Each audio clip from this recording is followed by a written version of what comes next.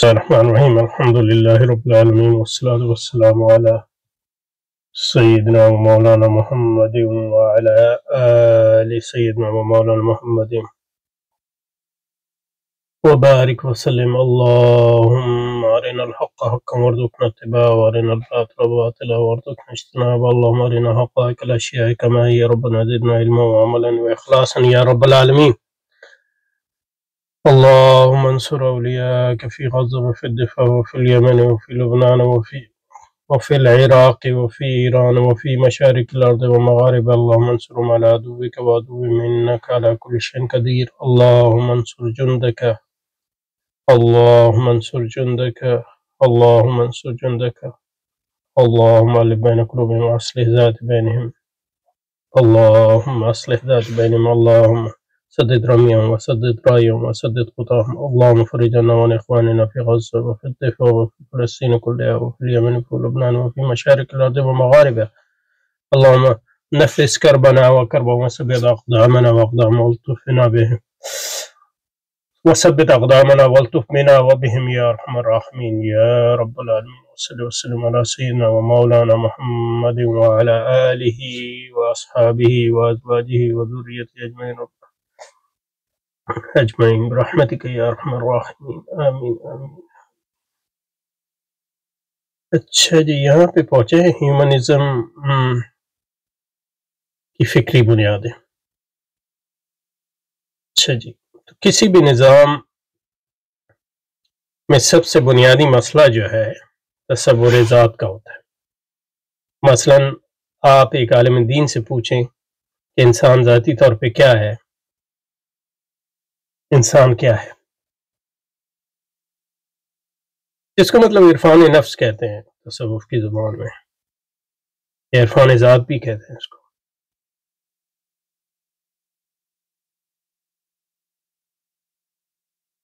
یا خود شناختی.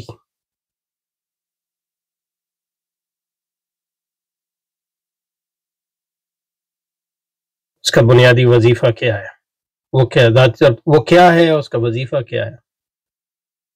یہ فنکشنل ڈیفینیشن ہے، فنکشنل. اور یہ نہیں اس کا ایسنس کیا ہے، اس کا جوہر کیا ہے.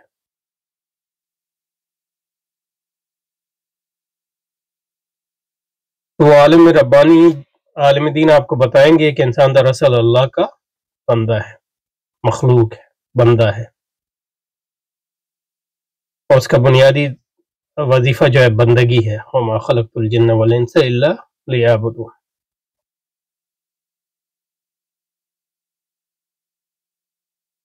مگر یہی سوال آپ کسی مغربی فرد سے کریں گے تو وہ آپ کو جواب دے گا کہ انسان کے اندر وہ جبلتیں اور خصائص موجود ہیں جس کی بنیاد پر وہ خود اپنی زندگی کو استوار کرتا ہے، یعنی خود مختار ہے. یہ بندگی کی ضد ہے. اور اگر وہ بندگی چوز کرتا بھی ہے تو وہ بندگی یعنی اس کی خود تشکیلیت، یعنی مذہب کا جو تصور ان کے ہے تو وہ اس کا اپنا یعنی ذاتی میلان ہے. اس لیے نہیں کہ وہ کسی ماورائی ہستی کے سامنے جھک رہا ہے، بلکہ یہ اس کی ذات جو ہے وہ اس کی خواہش ہے. تو اپنی خواہش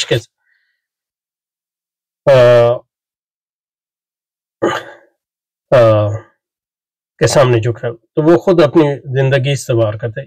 اسے کسی ماورائی ذات کی پرستش کرنے، اس سے ہدایت حاصل کرنے اور اس کی پیروی کرنے کی کوئی ضرورت نہیں. وہ خود اپنی ہدایت کا جو ہے ہدایت کا یہی خود مختاری. تو یہ بنیادی طور پہ ایک دوسرے کی ضد ہے تصورات ذات جو اسلام اور جدید مغربی سیکولر لبرل اور اشتراکی فکر کے ہیں اور اسلام میں بنیادی تضاد ہے. تضاد کا مطلب یہ ہوتا ہے کہ دو چیزیں جو ہے ایک ساتھ جمع نہیں ہو سکتی، ایک صحیح ہے تو دوسری غلط ہوگی. تصور ذات کی جب ہم بات کرتے ہیں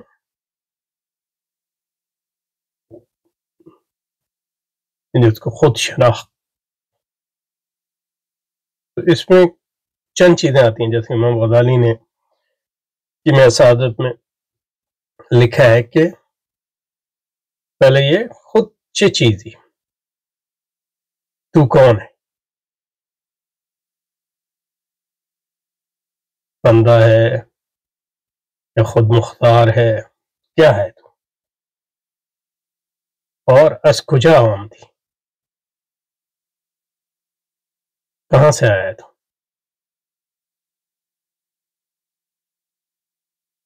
انا للہ و انا الیہ راجعون، ہم اللہ سے آئے ہیں اور اللہ کی طرف جائیں گے، جبکہ مغربی فکر یہ ہے کہ وہ ایک حادثہ ہے. پھر کجا خواہی رفت، یا کہاں جا رہے تھے، کہاں جائے گا، تیرا انجام کیا ہے. یہ سارے جو ہے تصورات کا حصہ ہیں، اور اس جہاں میں جو ہے وہ اندری مندلگاہ بچے کا آرام ہے.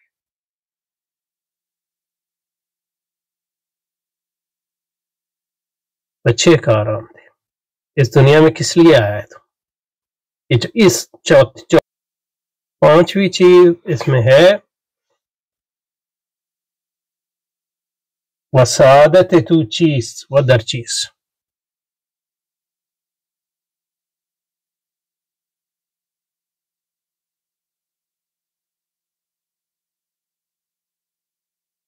تیری سعادت جو ہے، تیری نیک بختی جو ہے وہ کس چیز میں ہے،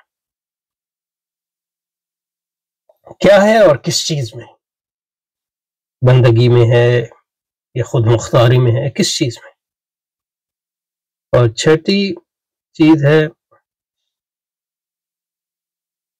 اور تیری بدبختی و شکاوت تو چیز، تیری بدبختی کیا ہے، بدر چیز، آخرت کی تیاری ہے یا دنیا کمانا ہے، وغیرہ وغیرہ. یہ تو یہ سارے جو ہیں، یہ 6 چیزیں جو ہیں تصور ذات کا حصہ ہیں.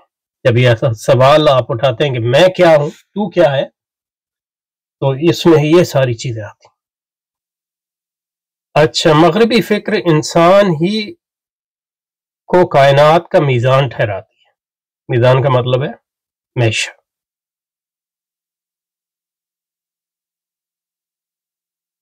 انسان جو ہے وہ خود مختار ہے،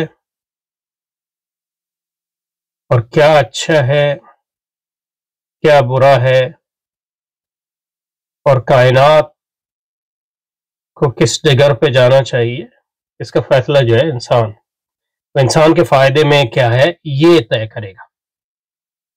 اب ظاہر فائدے کے تصور جو ہے تھوڑے بہت یا تصور تو اتنے نہیں، تصورات میں اختلاف نہیں ہے، طریقوں میں اختلاف ہے مغربی فکر میں، لیکن بنیاد یہ ہے کہ اصل چیز یہ ہے کہ انسان جو ہے وہ میزان ہے حق اور باطل کا، صحیح اور غلط کا، اور وہ فیصلہ کرتا ہے کہ کیا کرنا چاہیے، کیا ہونا چاہیے، وغیرہ وغیرہ. چنانچہ اس کے لیے ضروری ہے کہ وہ کسی بھی خارجی قدر، وحی اور ہدایت کا انکار کر دے، اور کائنات میں کار فرما قائد. اس لیے مذہب کی جو اجازت بھی دیتے ہیں تو مذہبیت یہ ہونی چاہیے کہ وہ مذہبیت انسان کی اپنی ہی تخلیق ہو. وہ مذہبیت تو جائز ہے جو انسان کی چند ضروریات کو پورے کرے، لیکن جو مذہبیت جو ہے ماورائی ہو، جو انسان پر ماورائی ارادے کو مسلط کرے، وہ باطل ہے. وہ کائنات میں کارفرما عقائد، نظریات و افکار و خیالات کو اپنی عقل کے میزان پر رکھ کر فیصلہ کرے کہ وہ ریزنیبل ہے کہ نہیں. یعنی انسان کا میزان ہونے کا مطلب یہ ہے کہ اس کی عقل میزان ہے، اس کی عقل بھی، اور عقل میں جو ہے جذبات اور خواہشات بھی آ جاتے ہیں. اس سے فیصلہ ہوگا کہ کیا ریزنیبل ہے کہ نہیں. یہ ریشنلزم یا عقل پرستی ہے. عقل پرستی یہی ہے کہ انسان کی عقل کو میزان ٹھہرایا جائے، اقدار کا بھی، افکار کا بھی اور ہر چیز کا.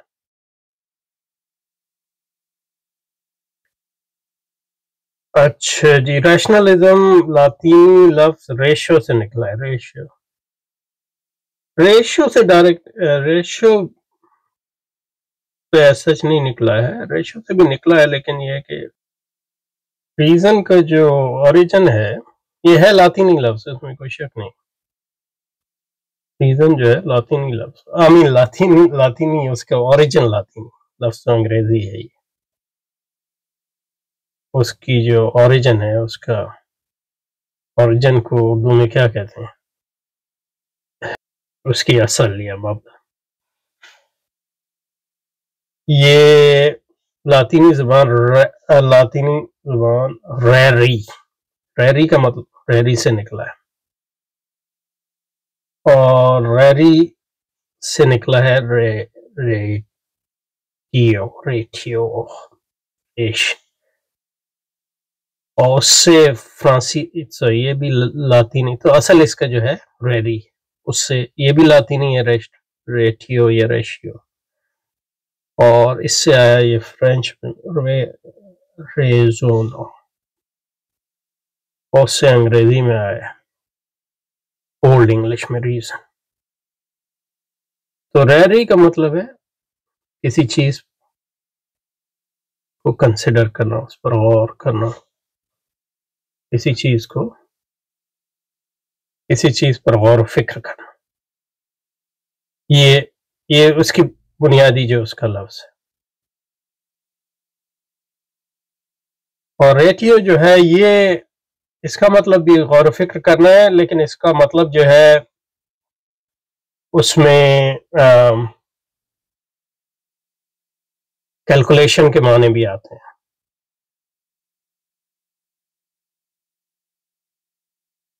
گننا، ریٹیو کا مطلب ہے گننا، یعنی کسی چیز کو اسٹیبلش بائی کیلکولیشن. ریشیو میں جو ہے عدد کا معنی آتا ہے اور گننے کا معنی آتا ہے، اسی سے انگریزی میں ریشو آیا ہے. لیکن یہ دونوں ریزن اور ریٹیو یہ ریری سے نکلے ہیں، جس کا مطلب ہے غور و فکر کرنا. اور غور و فکر کے ایک طریقہ جو ہے کیلکولیشن بھی ہے یا حساب بھی ہے. تو یہ ہے اس کا بنیادی ایٹمالوجی. تو فرما رہے ہیں کہ ریشنلزم کا لفظ ریشیو نکلا، جس کے معنی عقل یا ریزن. 7ویں اور 18ویں یورپ میں پیدا ہونے والے تنویری مفکرین انلائٹنمنٹ والا، جس کو عقل کی بنیاد پر قطعی اور آفاقی سچ کا حصول ممکن ہے.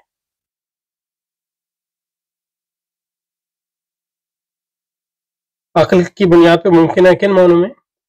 اس میں دو چیزیں ہیں. ایک تو یہ کہ عقل ہے کیا، ٹھیک ہے.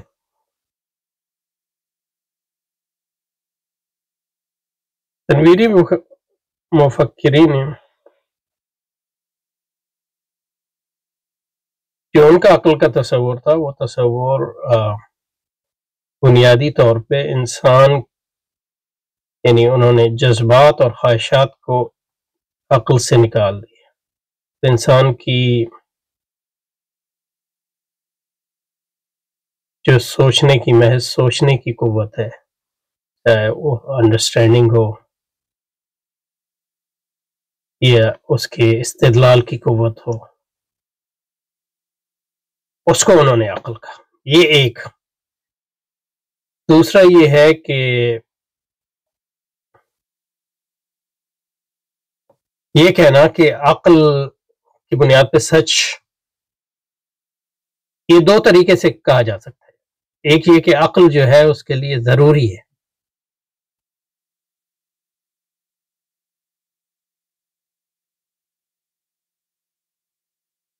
نیسسری جس کو کہتے ہیں. مثلا یہ کہ عموماً بارش کے لیے بادل ضروری ہے. اللہ صاحب مصنوعی بارش کر رہے ہیں، اب یہ نہیں پتا وہ کیسے کرتے ہیں، لیکن یہ کہ بادل جو ہے بارش کے لیے ضروری ہے، لیکن بادل جو ہے بارش کے لیے کافی تو نہیں ہے. اس سے یعنی بہت دفعہ ہوتا ہے کہ بادل ہے لیکن بارش نہیں ہوتی، اس کا مطلب ہے ضروری تو ہے، کافی نہیں. تو ایک عقل کا ضروری ہونا، تو یہ تو عمومی طور پہ ہم بھی کہتے ہیں عقل ضروری ہے، کیونکہ عقل کے بغیر ہم قرآن کی آیات بھی نہیں سمجھ سکتے، رسول پاک کی حدیث بھی نہیں سمجھ سکتے، تو اس کا تو کوئی انکار نہیں. تو یہ ہمارا، لیکن جو تنویری فکر کہتی ہے وہ کہتی ہے ہماری انسانی عقل جو ہے، جو ہماری کیلکولیٹو ریشنالٹی ہے اور ہمارا جو فکر ہے، وہ نہ صرف یہ کہ ضروری ہے بلکہ کافی بھی ہے، جس کو انگریزی میں سفیشینٹ کہتے ہیں. یعنی مثلا آپ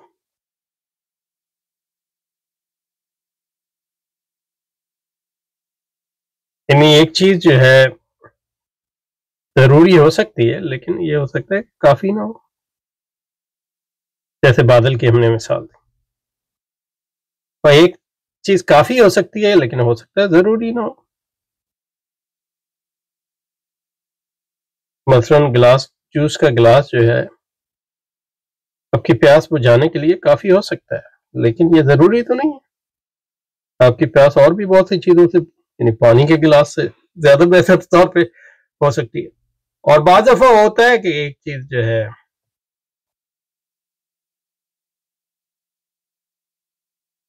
ضروری بھی ہوتی ہے اور کافی بھی ہوتی ہے. بعض اوقات ایسا ہوتا ہے کہ کوئی شرائط جو ہے وہ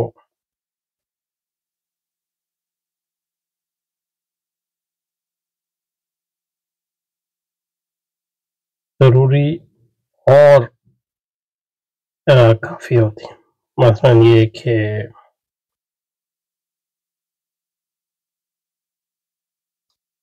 غیر شادی شدہ مرد ہونا جو ہے کمارا ہونے کے لیے لازمی شرط بھی ہے اور ضروری شرط بھی ہے اور کافی شرط. اور بھی مثالیں مطلب دی جا سکتی ہیں. تو کہنے کا مقصد یہ ہے کہ جب آپ کہتے ہیں کہ عقل